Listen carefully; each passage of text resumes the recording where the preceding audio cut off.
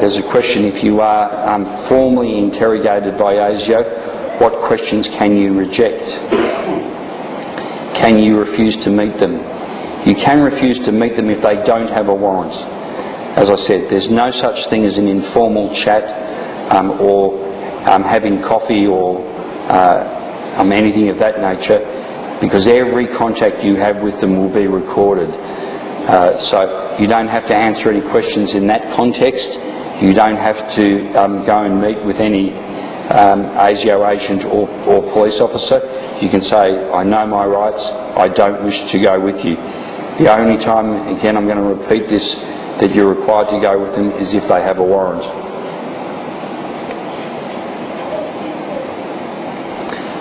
What happens when they keep calling, and I know this happens a lot, they keep pestering you until you finally relinquish and say, okay, I'll come and talk to you.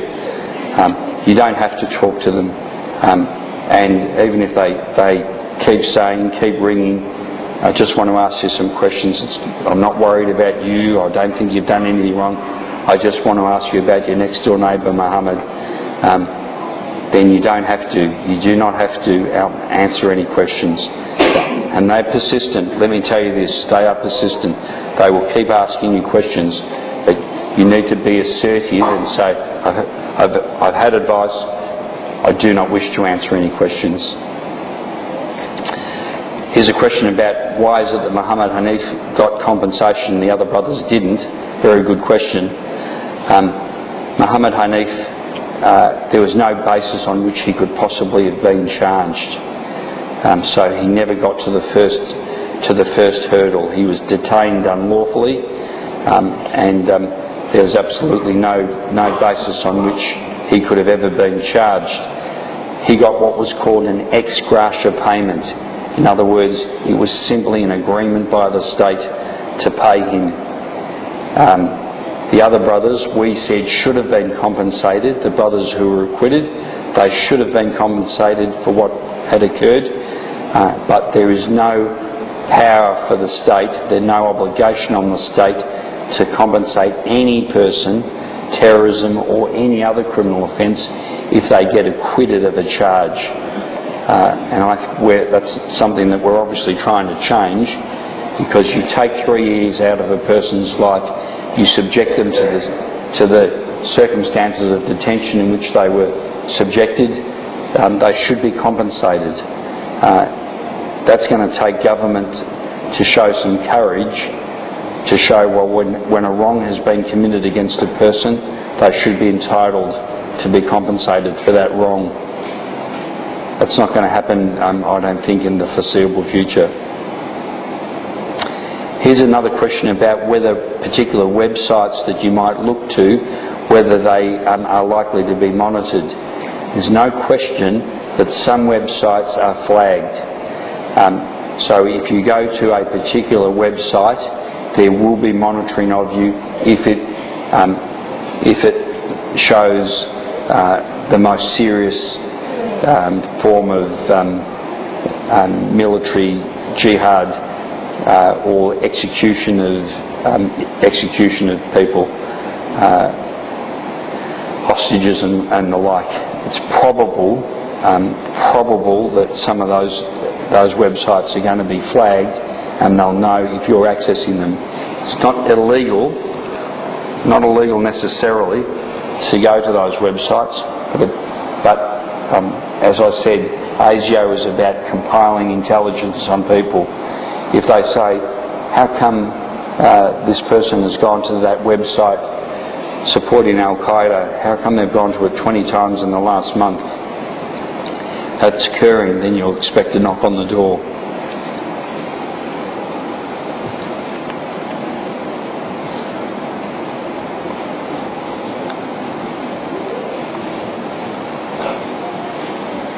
There's a question precisely on this issue. ASIO have been telling me things such as it's not an offence to have an Al-Qaeda material like Inspire magazine in your possession. I feel they're baiting me, and would you like your opinion on that, please?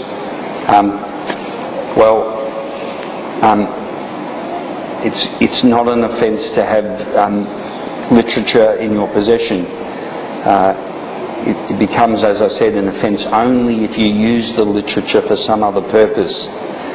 And so, again, the Benbrika case is the best example of this. They had extremist jihadist films in their possession, and the prosecutor said to the jury, "Why would you have these videos in your possession unless you're intending to do something, unless you're intending to attack some institution?"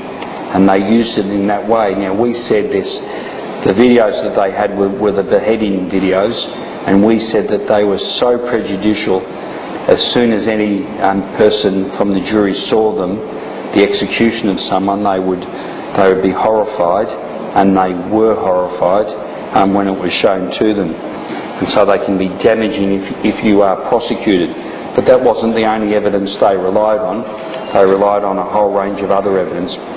And by itself it was not enough to convict them, but in conjunction with other evidence about telephone intercepts, about what they thought and what they thought that they might do, was the basis on which they were convicted.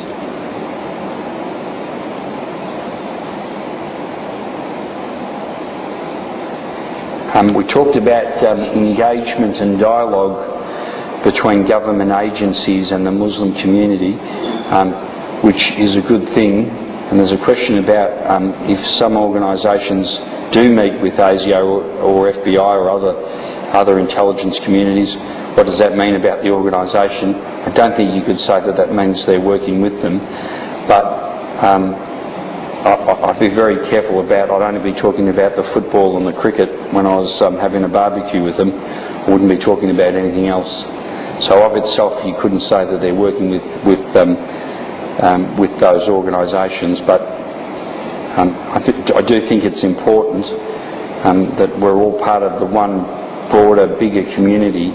It's very important, as I said, from my own perspective, and I do this with my own children, that they should have a very good understanding of Islam and what it means, what it truly means, rather than what some people in the West say it means.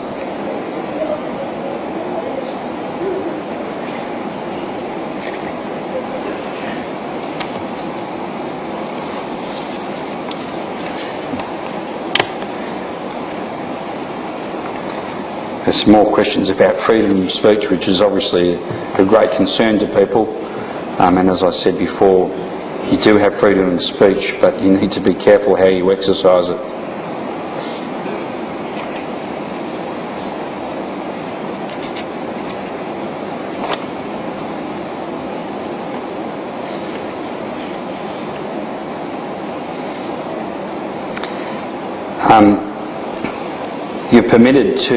You're permitted to voice your opposition to things that the government might do in its foreign policy, its military policy. As I said to you, I'm a strident opponent of the invasion of Iraq and Afghanistan.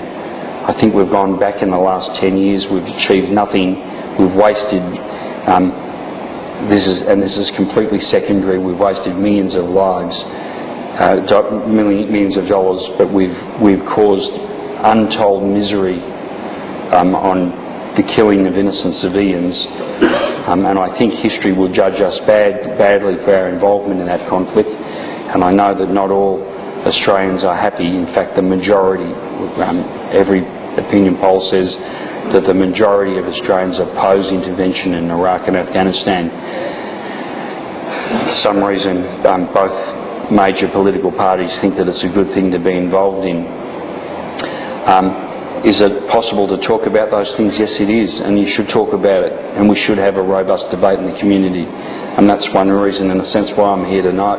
I reckon we should say if it's wrong, it's wrong, and we should be entitled to express that view. There's an enormous advancement in technology in the last 10 years. The capacity to monitor what people say on their phones is stronger than it's ever been. So there are often telephone intercepts that you'll have no idea are taking place. Some people say, I think my phone's been monitored. how can I tell? You can't tell. There's no click, there's nothing else. I'm just saying to you, you be cautious. Funnily enough, when we said that to other people who were charged with terrorism offences, the authorities said that we were teaching them how to conduct counter-surveillance techniques. I've answered a question about warrants. Don't let police or AFP agents in if they don't have a warrant.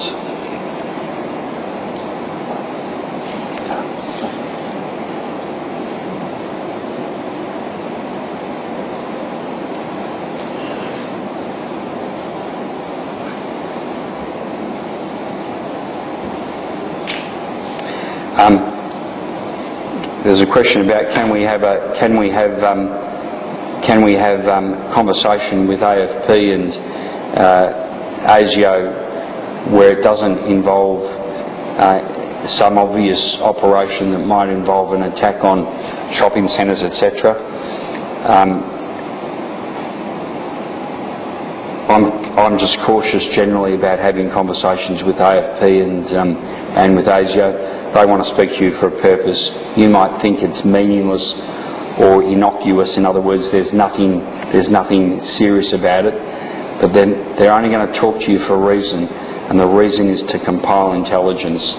And so that's their job. That's what their charter says. They're there to accrue intelligence.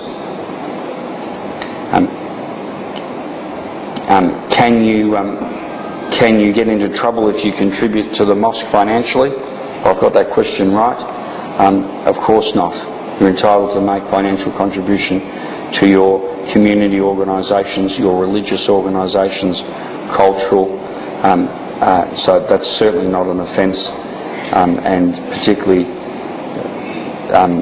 if we just talk about the Preston Mosque, it's regarded obviously as one of the most important religious institutions in the state. Catholic, Protestant, doesn't matter. It's regarded as a very important institution. So it's certainly no offence.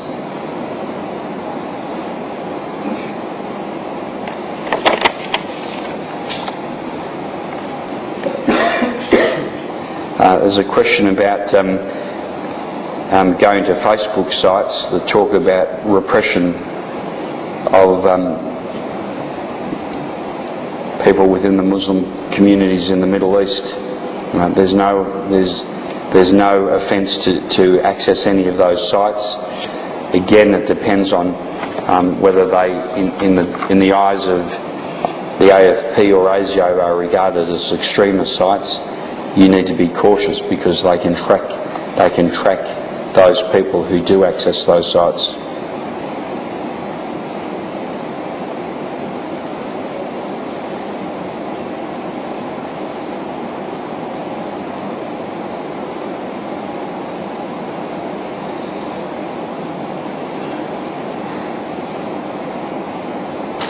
There's a question about the Somali boys. I do want to say something about that because the person that went to Holsworthy Army Barracks is someone that's known to many people here within the Preston Mosque.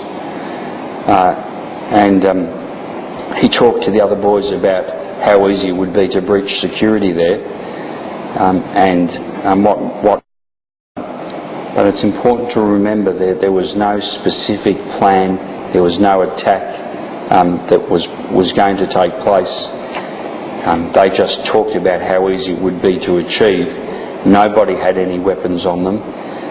Sure, bad things were said over the phone, but nothing was ever going to happen. And Sam Fatale, who was arrested